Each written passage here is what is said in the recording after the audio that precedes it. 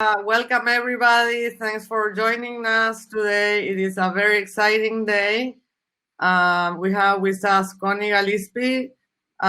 She's a good friend, very extraordinary woman that has been pushing to use blockchain for good causes and donation. She founded BitGive, that is built on top of RSK. And today she's launching a COVID-19 campaign, which we are supporting. So congrats on that, Connie. Glad to have you here. Glad to work together on this initiative at these difficult times in the world, and put our grain of salt together. To help alleviate the situation.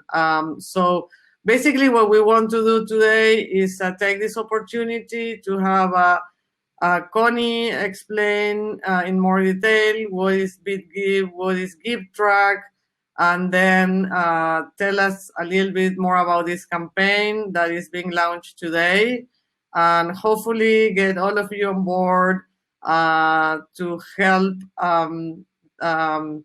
get this news around and get as much support as possible for these campaigns. So with that, Connie, welcome. Welcome everybody, and the stage is yours. Thank you. Thank you so much for having me and for your support on this campaign. We're so excited to be working with you guys even more. We've been working with you for a long time, so this is wonderful. So welcome everybody. I'm Connie. I'm the founder of BitGive, and if you hadn't heard of us before, we are the first official Bitcoin and blockchain nonprofit. We were established back in 2013, actually. So we've been around for a long time, and we're excited to share today with you our latest and greatest of what we've been up to. So I have some slides I'm going to share. I'm going to share my screen. And if anybody has questions, feel free to throw them in the chat. And I'll try to keep an eye on that while I'm presenting. But Francisco or Gloria, if you see anything that I should address, let me know, because I'm now going to full screen on my slides, so I actually won't be able to see the chat. So I'm assuming everyone can see my slides. Let me know if not.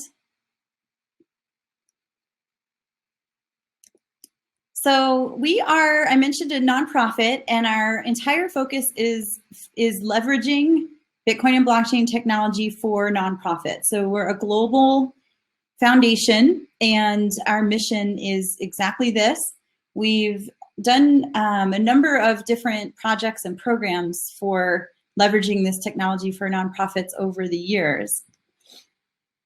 I mentioned that we were established in 2013, and we're the first Bitcoin and blockchain nonprofit. We are globally recognized. We have a lot of use cases with successful results with NGOs. We have a world-class team of developers, and you may recognize some folks in this picture if you're in Buenos Aires. And we also have a really amazing board of directors and advisors as well. So we've enjoyed a lot of mainstream press over the years as well. So how does Bitcoin and blockchain improve nonprofit work? Well, it's, a lot of it is the same benefits that you receive from using the technology for moving funds in any other use case.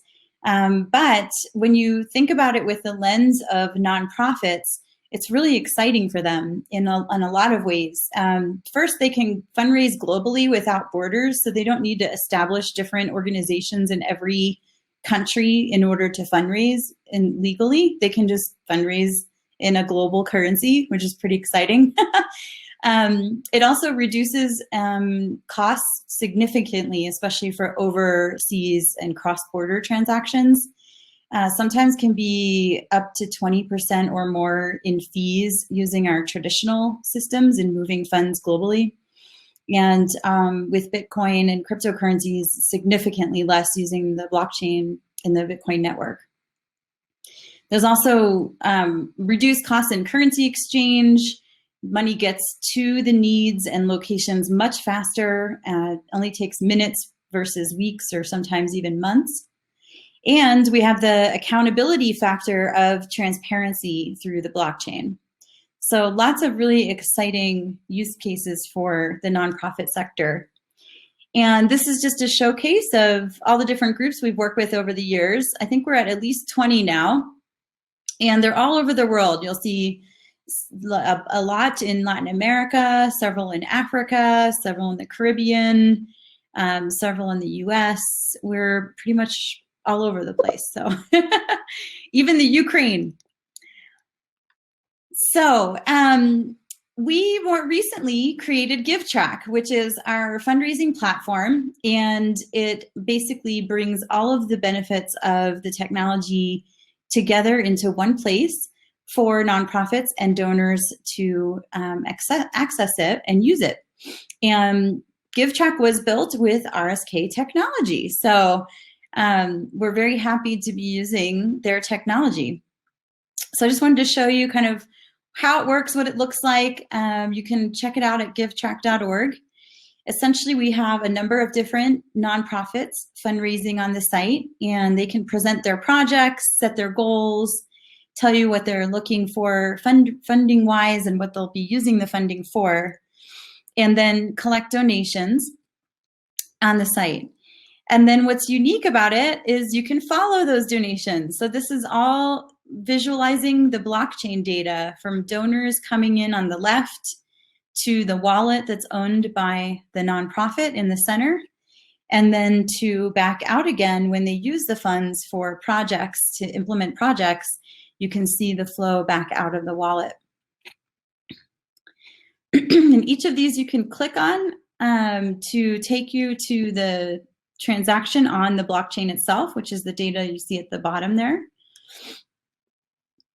And then as a donor, this is what your sort of profile of all your donations looks like, is you can see each contribution and you can click on that and it takes you to the blockchain data.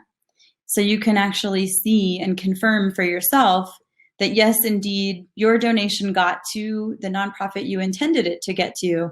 And then you can follow it from there and what they do with the money. So this is all very unique and pretty revolutionary for nonprofit work. And then once they actually use the funds and implement the projects, which takes some time, of course, after fundraising to then go forward with project implementation, they then provide milestone reports with the evidence of what they use the funds for. So a lot of times they have to convert the funds into a local currency. In this case, it was Canadian dollars in order to implement the projects. We really are shooting for, in the long term, that they can use cryptocurrency on the ground to implement projects. But obviously in the real world today, we have an adoption rate that needs to increase quite a bit to get to that point. So they can still share how much they received when they converted it, and they can share proof of receipts and pictures of what they did with the funds. And then they also can show you the blockchain transactions. There's also an option to show a narrative, so they can explain, of course, what those expenses were for. So I'm hearing a lot of chat dings, but I can't see it. So let me know if there's something I should be answering. So here's the main event, is our COVID Emergency Relief Fund that we just announced today, this morning, and is in great support with RSK. So we're very excited about this, and I think this is why you all are here. So I wanted to share a little more detail about it. We have a focus on the people who are at the highest risk and in the most need based on the effects that COVID-19, the coronavirus, have resulted in on a global scale. So we're focused on specifically medical workers and giving them access to personal protection equipment, and then impoverished and vulnerable people, as well as hourly wage earners. We have 3 really exciting beneficiaries that we've partnered with to direct the funds to those specific populations. Direct Relief, you may have heard of, has been around for probably 60 years at least, doing humanitarian aid work. And they are out there working very hard right now, getting PPE to medical professionals across the US, the Caribbean, and Latin America as well. Give Directly, you may have heard of as well. They have a really exciting model of direct cash transfers to the people in most need. They started out in Kenya and they've expanded throughout Africa and now as well as the US. And then One Fair Wage has an emergency fund specifically for COVID as well. And it's a similar model to Give Directly, where it provides direct cash to individuals who are out of work and are hourly or tip-oriented workers who really are at the most affected from an employment standpoint from the coronavirus impacts. So what will the funds be used for? So we're, I mentioned, providing protective equipment for medical workers and health workers throughout the US, Caribbean, and South America. Sending mobile and contactless payments to vulnerable and impoverished people in the US and in Africa.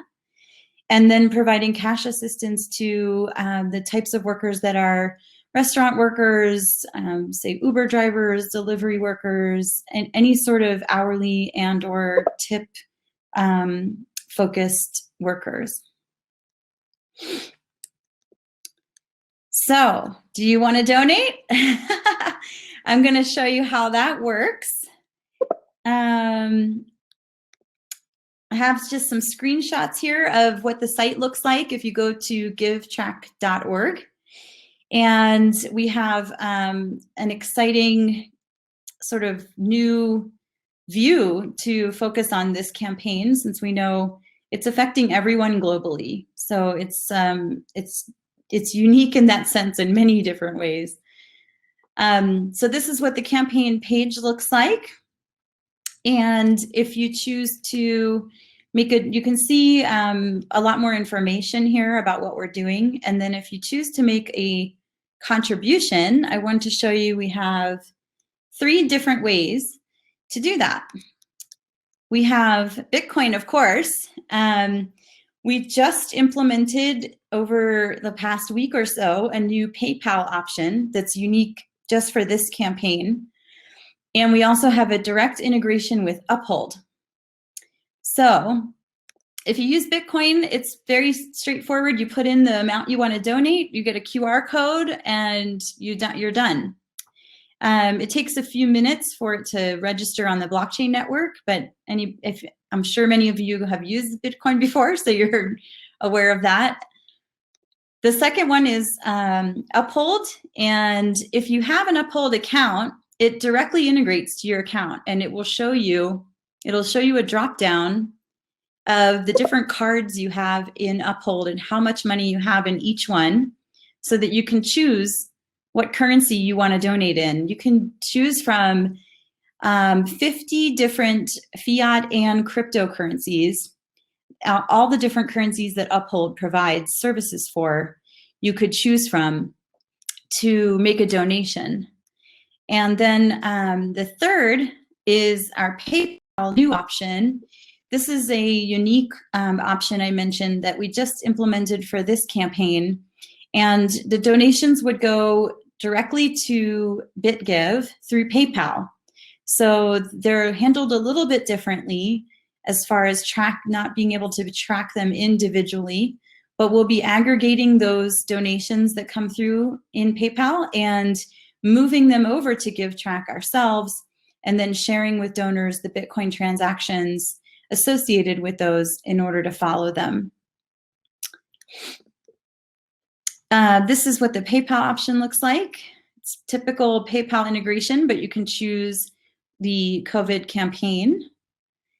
And we appreciate if you guys want to make contributions, of course. So let's see, what do we have after this? Oh, okay. So I'll stop there. I was definitely hearing a lot of notifications in the chat. So I'll stop here and see if you guys have questions I can answer, or if you want any more information about BitGive, GiveTrack, RSK, the COVID campaign, our beneficiaries, anything you want to ask.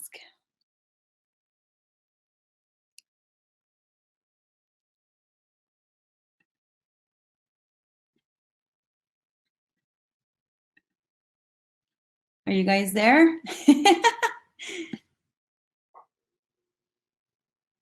Hello? Let's see. Yes. Hi, Connie.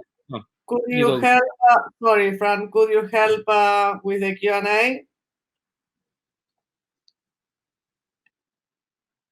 I don't know if you're reading them, the questions right here. Why don't you read them for Connie so that she can... Hold on, Connie just left us. Let me invite her back.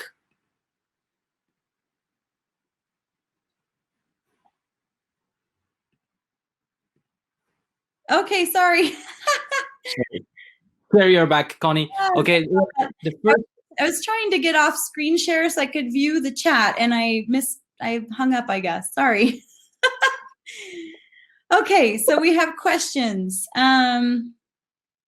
So let's see. How are the funds tracked on the ground? Okay, so so what I was showing you in the beginning of the slide presentation is that what they do essentially, if they have to convert to normal fiat to implement the projects, which is pretty common in these days, we would love for them to be able to use Bitcoin to implement a project on the ground, but that's pretty hard to do these days. So typically what they'll do is send it to an exchange to receive the local currency, and they will show us on the blockchain what that transaction was. And then from there, they share all of their receipts and pictures and evidence of the fiat purchases on the ground. Hopefully that answers your question. And that usually ends up in the milestone reports. So it takes a little time for them to first implement the project and then provide those reports. Connie, could you hear me? Yes. Okay, there's another question that it says, when you put money in my account, how is the process? We first send Bitcoin to some direction, and then you resend to the selected project following some kind of escrow mechanism, or it's a direct process? Is this, I'm guessing this is in reference to how we get the funds to the beneficiaries, but I'm not 100% sure what the question is referring to. So what we're doing is collecting funds on GiveTrack for these 3 beneficiaries together in a fund. And this is something we haven't done before at BitGive, where we're running an actual fund ourselves, and we've chosen the beneficiaries that the funds will go to. Typically, what we do is have nonprofits run their own campaigns directly on GiveTrack. So in this case, what we'll do is we'll fundraise until we reach our goal or hopefully surpass it, and then we'll distribute the funds equally across the 3 beneficiaries. 2 of the 3 already accept Bitcoin donations, so it'll be really cool for us to be able to provide them their contribution in Bitcoin and be able to show that on GiveTrack that we have a blockchain transaction from the campaign wallet to the beneficiary's Bitcoin wallet. The third does not currently accept Bitcoin, so we'll likely be converting their portion of the fund and contributing to them in fiat. We'll be working with them on that. We might be able to get them to set up a Bitcoin account, but we'll see. I'm not sure if that answered the question, though. I'm not 100% sure I understood it. So does that answer? It looks like that's Santiago. Does that answer your question? Okay, perfect. Connie, another question that was done while you were talking, it was, I think you mentioned it, but if you could refresh, is what regions in the world are these funds that are raised for these three entities? And if they were going to Latin America and Africa, could you refresh the regions that they are going to? Yes, absolutely. So the three different beneficiaries have operations in different parts of the world. And so we intentionally chose them in order to try to cover as much as possible. So Direct Relief is an international firm, nonprofit. So the funds that will go to them for personal protective equipment will be globally. They may choose a particular location that needs those funds. We'll find out when it all gets implemented, but the NGO itself is international. And then for Give Directly, they started their work in Africa, in Kenya actually, and they were really significant funds and successful use cases in Kenya when they first started. So that's their strong suit, but they've expanded into other parts of Africa. And they also now have a US-based fund that's for COVID. So that the funds that go to Give Directly would be contributing to people across Africa and the US that are the most impoverished populations.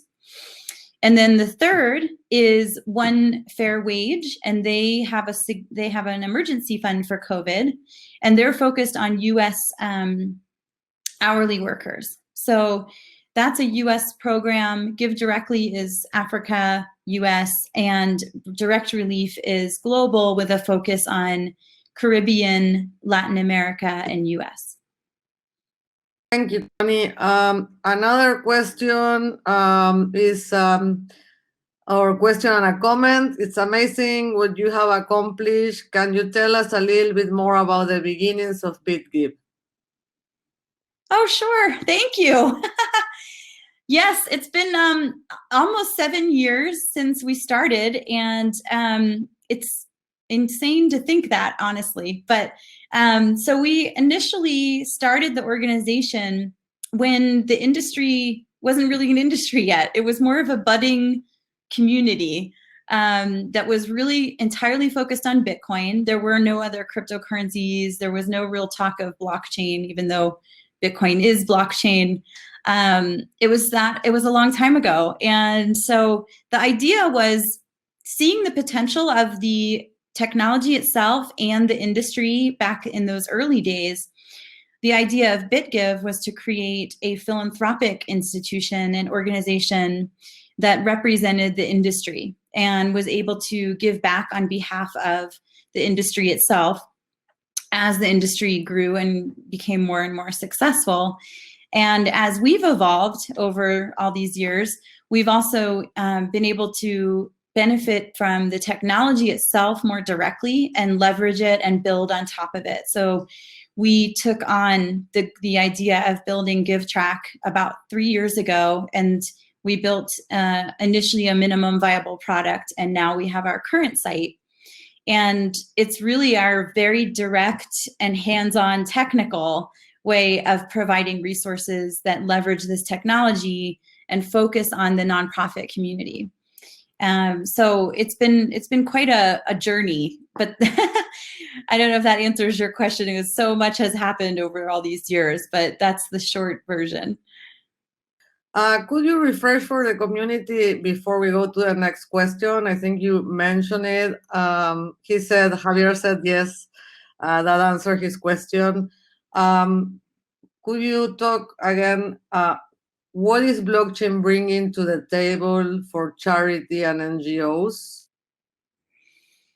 Absolutely. Yeah. For me personally, I know I'm biased and this is what I'm focused on in my career, but I feel that the technology actually has the best use case for nonprofits, especially for global transfers and cross-border transactions in philanthropy, because the majority of the funds are typically raised in first world and then transferred to developing countries, developing economies where most of the needs are.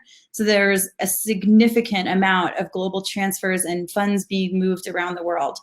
And obviously the intention of those funds is to do good and have an impact and help people or help the environment or help in whatever the situation may be. So if the funds can get there sooner and more of the money can get there, then you have more impact, obviously, right? So using this technology allows you to move money globally much faster, much cheaper, and it's more secure because it's built on cryptography. And whoever you're sending those funds to are the only people who can receive them. That's it. They have this, the person who's receiving those funds is the only person who holds the private keys to get those funds. So it provides a lot more security around the issue of fraud, as well as the transparency of the blockchain. So right now, without the ecosystem being fully built out and not being able to use it on the ground for projects, the transparency piece can only go so far in the real world. But the technology allows for it to go all the way to the last mile as soon as we have an ecosystem that provides that opportunity, right? So you can watch the funds move as far as possible on the blockchain and feel confident that first, it got to the wallet that's owned by the nonprofit that you intended it to get to, right? In some cases today, we don't always know that the money even got to the nonprofit when we make a donation. And then you can watch what happens to it from there. So it's a significant improvement and it will only get better as we build out a functioning ecosystem on a global scale. So once it gets so that we have more questions, but I'm adding here, once the funds get to the NGO, to the charity, how is blockchain tracking to make sure that that NGO or that entity is really using the funds for the cause? Is there some traceability there done with blockchain so that you not only know the funds go to the entity, but they are used for what they were supposed to? Right. Yes. Yeah. So this is what I was explaining about earlier and just a moment ago as well, where we can only track it so far on the blockchain. Simply because we haven't built out adoption in the ecosystem globally. We as in the industry and human race, not we BitGive. So until there's global adoption and ecosystems functioning in all parts of the world, we can only see it go so far on the blockchain. We can see it go into their wallet. We can see it go from their wallet to the next step, which could be an exchange. It could be for purchasing something if they're able to do that with Bitcoin. We have several projects that have actually used Bitcoin to purchase things like on Overstock. They've purchased computers, or they've used it to purchase AWS services through Amazon. There's certain ways you can actually buy things that are useful and needed by nonprofits using Bitcoin, but it's pretty limited, as I'm sure you understand. Yeah. So that, if it gets converted, we can see the funds go out of their wallet and to an exchange. And then on the platform, we've built the platform to fill that gap. So they have to explain if it went from their wallet to an exchange, how much currency they received in the local currency. And then once they spend the funds in fiat for the project, they're delivering milestone reports on GiveTrack that they have to explain exactly where they spent the funds, and they upload receipts and pictures and evidence of how those funds were used. Great. So moving on with the order of the questions. Next one in lines is, any plans for implementing other financial services like microcredits? Microcredits. We have thought about other use cases for the technology and what we've built, and that would be a really interesting one. We've also looked at things like corporate social responsibility programs where they want to show what they've done with the funds they're putting towards social impact. We have a lot of ideas, but we're small still. We're a nonprofit and we're still pretty small. So as we gain more resources, we hope to build out different use cases, different features on the platform, different ways it can be used. We have a lot of ideas, actually. We're only at the beginning with GiveTrack. We've got a whole lot of ideas for it in the future. Great. So another question from Javier is, how do you get to fund the technology to develop the infrastructure of a nonprofit? Where do you get the money to build BitGive? Okay. That's a great question. So we're a nonprofit ourselves. So pretty much all of the funds we've received were donations from individuals, corporations. We have some grants. And over the years, it's really benefited us significantly that we hold in Bitcoin, which is very unique for most nonprofits. I think there's only maybe one or two that also do that. Most of them, if they're taking Bitcoin at all or cryptocurrencies at all as a donation, they're immediately converting it because they're concerned about the fluctuation, the price fluctuation. For us, it's who we are. It's built into our DNA that we're a Bitcoin and blockchain nonprofit. So we have always walked our talk and we've always held in Bitcoin over 7 years now. So that has benefited us a lot when the price goes up. And in some cases, it's kept us alive. I mean, we've seen so many of the really significant ups and downs, and it's really kept us going for 7 years to be able to benefit from the gains. And also we're tax exempt, so we benefit from getting, someone donates Bitcoin to us, they get a tax write-off, we keep it in Bitcoin, and it continues to go up, and we don't have to pay any taxes on the gains. So I call it essentially like an evergreen donation, because the donor gets the benefit for their taxes, and then no one ever has to pay capital gains on that Bitcoin. It's amazing. So Jay is asking, how can nonprofits register in BitGive? Okay, yes. So we have on GiveTrack, you have to onboard first as a user, and then you can start a project. There's a button at the top that says start a project. And essentially that puts you into the NGO onboarding process. And it's very simple for US nonprofits. You just give us your registration number, and we have an API that we can call, and it pretty much automatically approves any US nonprofit that's in compliance. And then for any other NGOs globally, we just ask you to provide all of that information that we couldn't get through an API. So we ask for all your information, for your government documents and such, and we vet very, very carefully, we vet all the NGOs we work with.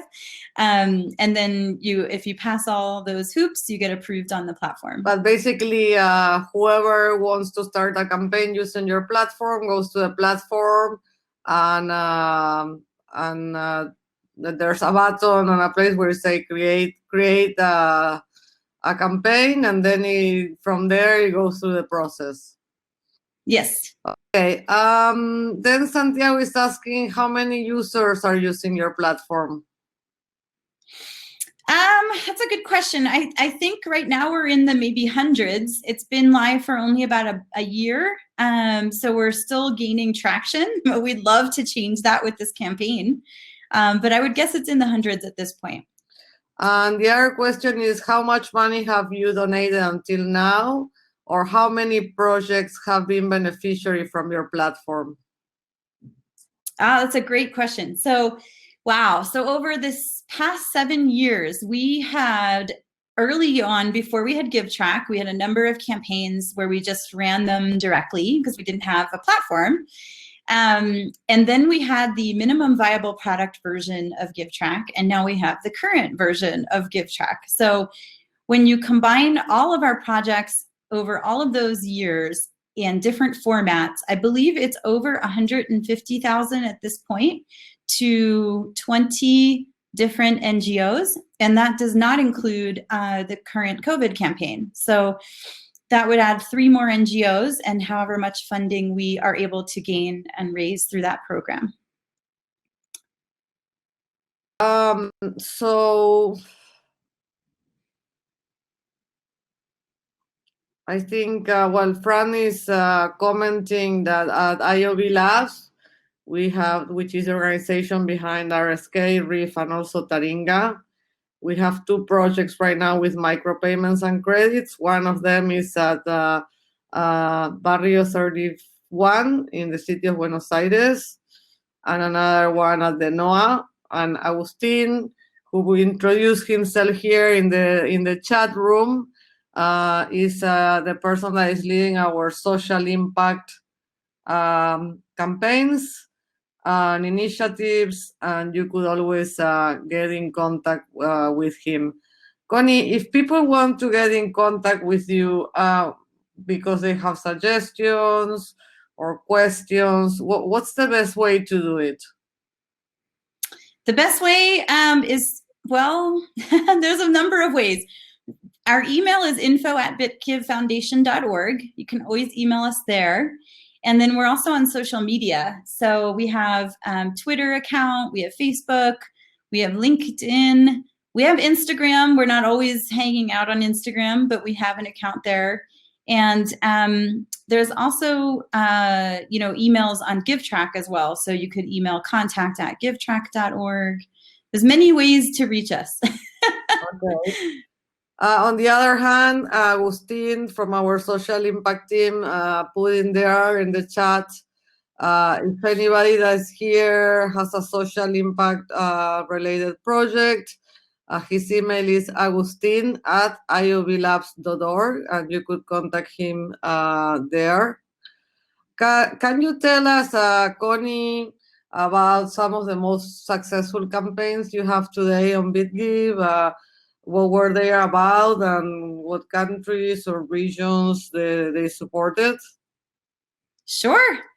I always wonder what people consider successful, because we could look at it a couple different ways. But the first one that I think most people really absolutely loved and connected with in our early years was with an organization called the Water Project. And it was a project in Kenya where we raised entirely in Bitcoin all the funds to build a water well at a girls' school in a very remote area in Western Kenya. And it was really quite an amazing thing to do in those early years, especially. And then we were very lucky to have BitPesa, who was originally headquartered in Kenya, to provide the funds for us to go there physically and with a film crew. So I was able to go there. We were able to film it when they finished the well. It was so cool. And I think a lot of people have seen that one because we have the visuals for it. Since then, I'd say we have several more. We had another one with the Water Project that was overfunded, and they were able to fund a second project partially. We had one in Chile that was also overfunded by, I believe, 100%, so doubled their goal, and they had to go find more projects to use the funding for. So we've had kind of across the board different ways that you could consider success. More recently, we had a bunch of computers that we were able to support the costs for at Code to Inspire, which is a coding school for girls in Afghanistan. And they're the more sophisticated laptops that are needed for a graphics design class. So the graphics design class is going on now. It lasts the whole year, and all the girls are producing like these amazing graphics and designs, and you can follow. A lot of them are on Twitter. You can follow them and see what they're learning and what they're doing. And it's just, to me, that's just like the most cool thing to see young girls learning how to code in Afghanistan. So there's a lot of examples, but those are a few. Okay, great. How could we follow that one? Do they have a special Twitter account? So Code to Inspire has a Twitter account, but then each of the individual girls that are in this class, a lot of them are on Twitter as well. So you would follow them individually. I have them on my Twitter. It's hard to find them and direct them to you, but probably if you search for Code to Inspire, you would see them because they're, I'm sure, tagging Code to Inspire as well. So it's just cool to, follow one of the students, essentially. Great. There's also a comment, and I like to invite here Agustin. It's a little bit shy, Agustin, but I hope you can take the microphone. Because they are saying we should do something for our communities in Salta, Chaco, and places with no water today in 2020 in Argentina. And I think that's a great idea.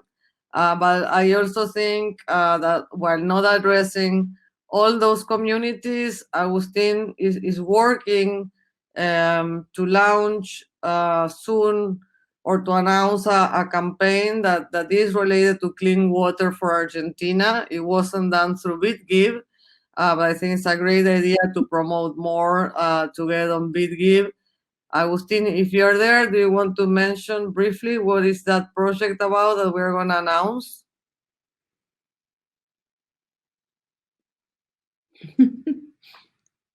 Agustin.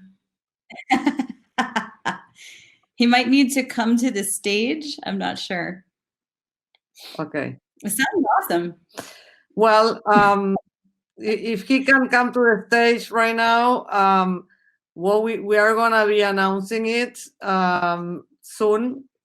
Let me see if I could find. I think it's called ACDH Water, and it's going to an indigenous community in Argentina to provide clean water. IOVlabs is supporting it, and clean water, well, it's a basic human need that unfortunately is not covered in many parts of the world, including our country, Argentina. And it's also always important, but it's also particularly important now in COVID days, because if you don't have clean water, I mean, it's an issue with, washing your hands and get protected to don't get the virus. So very excited, and I think definitely could look beyond that specific campaign to do something related on BitGive. Agustin probably could work with some NGO in Argentina that could want to get on board, and we could create the campaign on BitGive as well. So, as we were saying, his email is agustin@iovlabs.org. So if you have suggestions or ideas of campaigns, welcome. And also, Connie already mentioned how to get in contact with her. Fran is sharing with us this NGO that is that we were just mentioning. He just gave in here the URL for people that want to know more about it. It's called ACDI. And well, we are announcing the campaign with them. Maybe we could, see how we could expand this initiative of clean water through them using BitGives or through other NGOs in the country. So that's a great suggestion. Thank you, Diego. Do we have any other questions for Connie or for us at IOV? I think we went through quite a few. We are at IOV big supporters of Connie's work and very excited about what she's doing through BitGive to make a difference in the world. So let us know if there's any more questions. And if not, we will conclude the webinar. And with all our webinars, we will upload it later to our YouTube channel, and we will be sharing so that, you know, for those that couldn't make it live here, we still have access to the information of what BitGive is doing, and also about the specific COVID campaign. We will be sharing the press releases that are coming along as we speak about this announcement of the COVID campaign with BitGive. Very excited, and we will be sharing news throughout our social media. We're coordinating with Connie's team. So as the campaign goes through, so you're gonna be seeing a lot of news coming on both BitGives and IOVlabs, RSK, RIF accounts in social media.